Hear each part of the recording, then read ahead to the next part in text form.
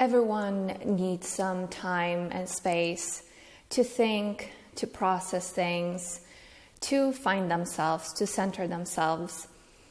But when such thing happens on a regular basis, when you feel like you're losing a connection with your partner, when you feel like they're withdrawing on purpose as if to punish you, and you're feeling this coldness spread between you that is replacing the earlier warmth you may have had, or the silences get longer, and that's replacing the conversations and communication, then perhaps there are some deeper issues at hand here. And this is something I wanted to address in this video with you, because it is a serious thing to consider when you are feeling starved while in a relationship, when your needs aren't being met. And the need for affection is like need for food. And I think that that's why so often when it's being talked about, people use the word being starved, like you're starving for something.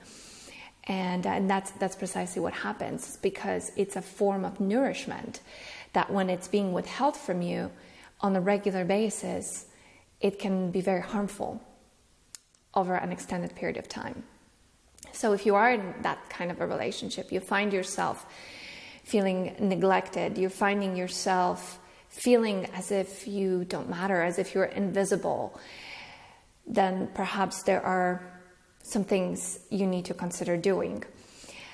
I believe in reciprocity. I believe in taking responsibility in relationships. It's never about one person. It's always about the dance of two people, which is why I tend to advocate that if you do notice that there's a problem that you are encountering in your relationship, you have every right to take matters in your own hands and be proactive and active about trying to make things better.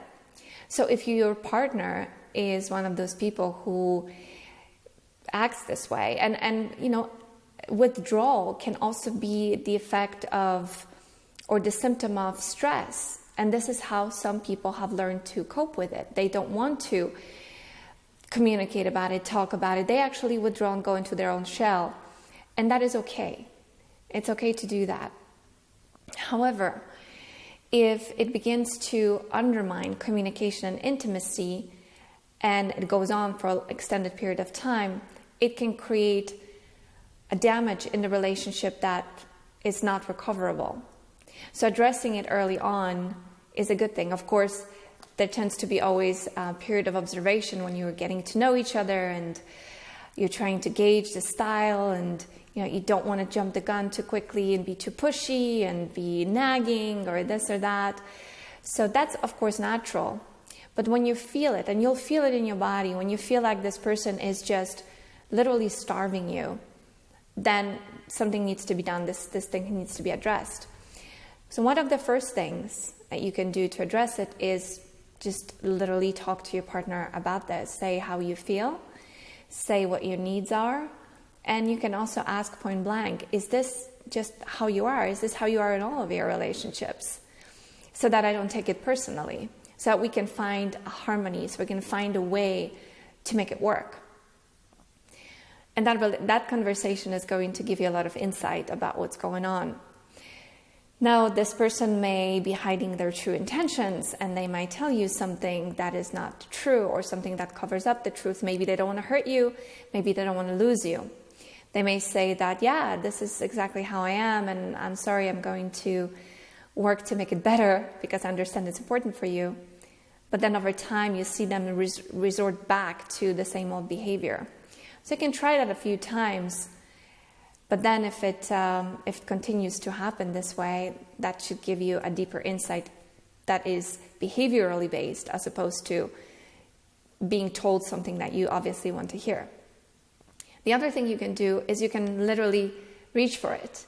So if you need more hugs, if you need more affection, if you need more intimacy, you can initiate it, because again, this is a relationship of two, you're an equal partner.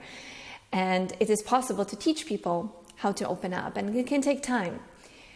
Some people are covered up with an armor, a bit of a shell, And it can take him a while to open up. So, but your intuition, your gut feeling, your body, your heart, it's going to tell you that you'll read the signs. It's going to tell you what's really going on.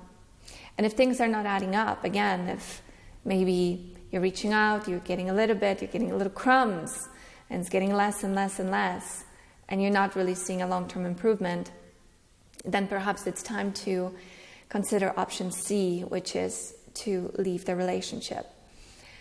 And I understand that this can be incredibly painful, and that this form of behavior may not seem as abuse, because every one of us sort of, has a style. We have every right to give as much as, we're ready to give in the moment. Sometimes we're just not into this kind of person. Sometimes we just might not be ready for a relationship. Whatever it is, if you're telling your partner that it's something that bothers you, if you're reaching for it and it's not bringing any results, and they're still doing it and they're still holding on to you, they're still sort of holding you on a string because they don't know, maybe they want to be with you, maybe they don't want to be with you. And so you're in that kind of an uncertain place. Do yourself the favor and consider yourself before the relationship, because it's at this stage where deep damage can occur. Because if you are being neglected on a regular basis, if your feelings are being heard, if you're not being seen, what does that tell you? That is telling you, that is teaching you that you're taking in this message that you don't matter, that your needs are not important, that this person isn't putting you first, where in a relationship you should be number one, well, maybe number two after yourself, right? You always need to put yourself first. But there needs to be a balance that is being established, because, being in a relationship where all you think about is you, or all this person is thinking about is them, and there's no flow of give and take. It doesn't always need to be equal. It can't be. But it needs to balance itself. If you don't have that, then you're with somebody who is very selfish, and it's just not going to lead to anything positive in the long run. So, while I understand it's going to hurt in the beginning, because breakups always hurt, in the long run, it's almost as if you're communicating to yourself, to the universe, also to this person in some way, that you need more, and your needs are important. And so allow this experience to take you to the next stage of your own evolution, so that you can experience the kind of love that you truly deserve. And that is my wish for you. Thank you.